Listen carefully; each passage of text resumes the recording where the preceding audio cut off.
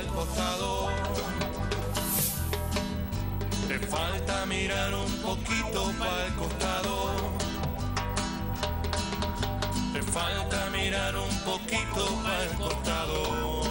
Esta aparición pública después de un año nuevamente de Paolo Roca reclamando que los salarios en dólares en Argentina son muy altos, reclamando por mayores tasas de ganancia, tienen que ver con esa estrategia, con esa visión global que estos están llevando adelante, tendientes a hacer de la Argentina su país base desde donde ellos operan en el resto del mundo. Que la ganancia no sea por posición dominante monopólica, que entonces no es ganancia, es otra cosa, es aprovechamiento de una posición dominante en el mercado que te da un exceso de rentabilidad que no ganaste por esfuerzo, por innovación y por tecnología, sino porque sos el único que vende y además el Estado te protege con medidas antidumping y con subsidios económicos. Que falta mirar un poquito para el costado. You were successful, somebody along the line gave you some help. There was a great teacher somewhere in your life. Somebody helped to create this unbelievable American system that we had that allowed you to thrive. Somebody invested in roads and bridges. If you got a business, that you didn't build that. Somebody else made that happen. ¿Sabes cuántos quisieran tener tu estado? Falta mirar un poquito para el costado. El primer proceso de desarrollo industrial por sustitución de importaciones lo terminaron con el bombardeo de la Plaza de Mayo en el año 55. El segundo, que empezó con Frondizi, lo pasaron por las armas junto con una generación de jóvenes dirigentes el 24 de marzo del 76. Y el tercero, que empezó en el año 2003, está todavía vigente, tiene dificultades, contradicciones, pero yo estoy convencido que este país no tiene destino sin un fuerte desarrollo industrial que genere puestos de trabajo para que este país vuelva a ser lo que fue en la época del pleno empleo. Detrás de estos objetos hay trabajo argentino, hay costumbres argentinas, hay historias biográficas familiares o personales y historias biográficas colectivas. Hay luchas, hay huelgas, hay derechos adquiridos, logros. Y atrás de estas cosas también hay soberanía, ejercicio diario y cotidiano y mínimo, aunque no se puede llamar mínimo ningún acto de soberanía, ¿no? Buenas noches, bienvenidos. Esta semana hemos tenido otra vez el clásico techín de la lucha de las corporaciones contra el Estado. Por eso pensamos en esa canción de Gerardo Dorado, hay que mirar un poquito para el costado. Y yo creo que efectivamente los grandes dueños de las corporaciones, la gente más rica, tendría que mirar un poco más para el costado. Hacia ese costado donde, por ejemplo, no están solamente ellos, están empresas de un inmenso sacrificio, que se llaman pymes. Las pymes, que son el 99% del empresariado y que dan trabajo al 60% de los que no están bajo la protección del Estado cuando este es el que da trabajo. Les voy a pedir disculpas por la disfonía que tengo. San Lorenzo emocionó mucho esta tarde, el final del campeonato fue terrible. Y ya que estamos en la presentación del programa, un dato, por si no sabe, ganó Bachelet 62-38 en el balotaje en Chile. Pero nosotros nos vamos a ocupar hoy de lo que ocurrió esta semana, porque 2 años después, menos de que Paolo Roca, el dueño de Techín, salió a marcar la cancha al Estado y tuvo una respuesta del gobierno que vamos a recordar hoy.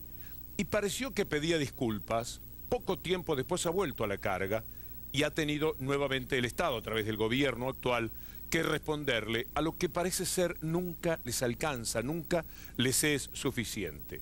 Vamos a recordar a través de los diarios lo que ocurrió esta semana, las protestas de la corporación.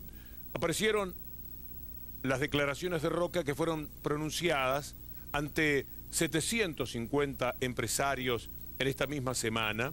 Roca criticó las distorsiones en la economía el tamaño del Estado, la presión impositiva, y el tamaño del Estado tiene que ver con lo que el Estado se preocupa de los demás, de mirar un poquito para el costado, de pensar en el otro, que es lo que a veces le falta a las corporaciones, o lo que les falta siempre. Duras críticas del dueño de Techin a la política económica. Por otra parte, esto tenía la malicia de ser expresado en un momento escasamente oportuno. Es probable que ya estuviera previsto que Roca iba a hablar para toda esa gente, pero tal como estaba en ese momento el país, con todo lo que se había generado a través de la extorsión policial, posiblemente era bueno que tuviese el gesto generoso de morigerar sus palabras, sabiendo la importancia que tienen, duras críticas del dueño de Techin a la política económica. Vamos a contarles un poco hoy cómo ha sido lo de Techin en toda la historia de la Argentina. Quiero hacer frente a un debate político que me parece, o mejor dicho, una opinión del señor Paolo Roca, titular de Techin, que dijo que en la República Argentina el Estado es hipertrófico, etcétera, etcétera. A mí me parece muy importante este debate entre el empresariado nacional e internacional, el Estado y la sociedad civil, por una razón muy sencilla. Nosotros advertimos que el Estado cumple un rol absolutamente indispensable desde el punto de vista de su capacidad regulatoria y de asignación de recursos. Pero quiero transmitirle claramente que gran parte del ensanchamiento del gasto público en Argentina se debe a un componente que se denomina seguridad social. La República Argentina invierte 12 puntos de la seguridad social para generar la base de un Estado que permita garantizar inclusión social educativa. Ejemplo, la asignación universal por hijo, que nadie está en contra, implica más de 3,3 millones de niños, adolescentes y jóvenes, y eso es parte de la inversión en seguridad social.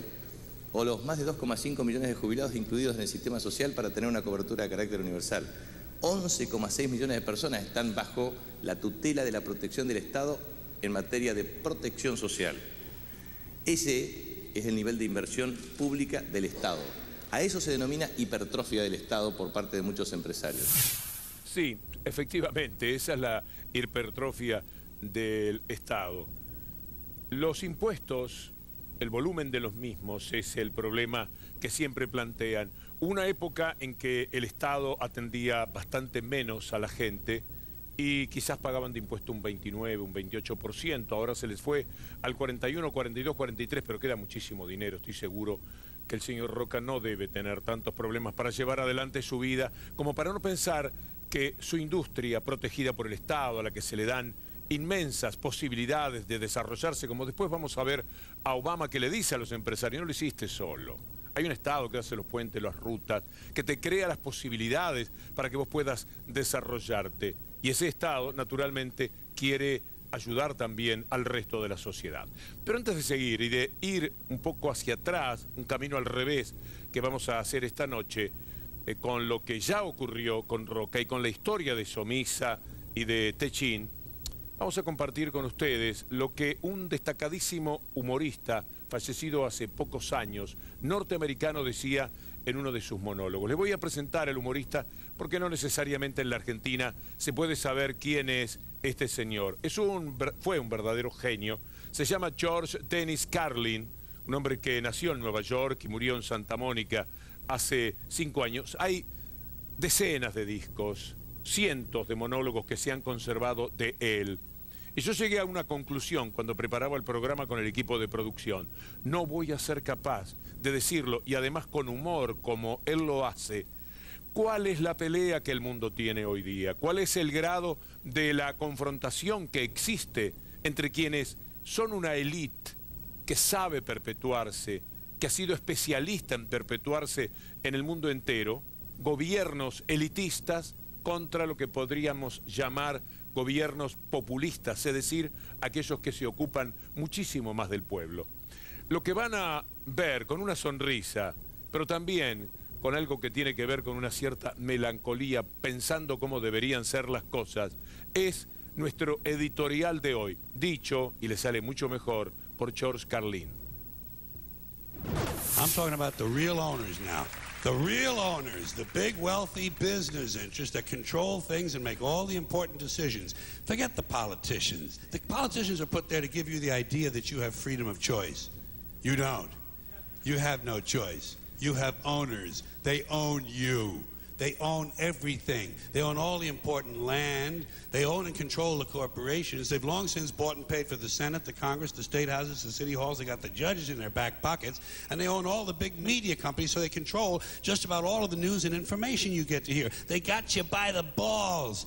They spend billions of dollars every year lobbying to get what they want. Well, we know what they want. They want more for themselves and less for everybody else. But I'll tell you what they don't want. They don't want a population of citizens capable of critical thinking. They don't want well-informed, well-educated people capable of critical thinking. They're not interested in that. That doesn't help them. That's against their interest. That's right. They don't want people who are smart enough to sit around the kitchen table and figure out how badly they're getting fucked by a system that threw them overboard 30 fucking years ago. They don't want that. You know what they want? They want obedient workers. Obedient workers. People who are just smart enough to run the machines and do the paperwork and just dumb enough to passively accept all these increasingly shittier jobs with the lower pay, the longer hours, the reduced benefits, the end of overtime, and the vanishing pension that disappears the minute you go to collect it. And now they're coming for your Social Security money. They want your fucking retirement money. They want it back, so they can give it to their criminal friends on Wall Street. And you know something? They'll get it. They'll get it all from you sooner or later, because they own this fucking place. It's a big club, and you ain't in it. You and I are not in the big club. And by the way, it's the same big club they used to beat you over the head with all day long when they tell you what to believe. All day long, beating you over the head in their media, telling you what to believe, what to think, and what to buy. The table is tilted, folks. The game is rigged. And nobody seems to notice. Nobody seems to care. Good, honest, hard-working people, white collar, blue collar, doesn't matter what color shirt you have on. Good, honest, hard-working people continue. These are people of modest means. Continue to elect these rich cocksuckers who don't give a fuck about them. They don't give a fuck about you. They don't give a fuck about you. They don't care about you at all. At all. At all. Man, you know? And nobody seems to notice, nobody seems to care. That's what the owners count on, the fact that Americans will probably remain willfully ignorant of the big red, white, and blue dick that's being jammed up their assholes every day. Because the owners of this country know the truth. It's called the American dream, because you have to be asleep to believe it.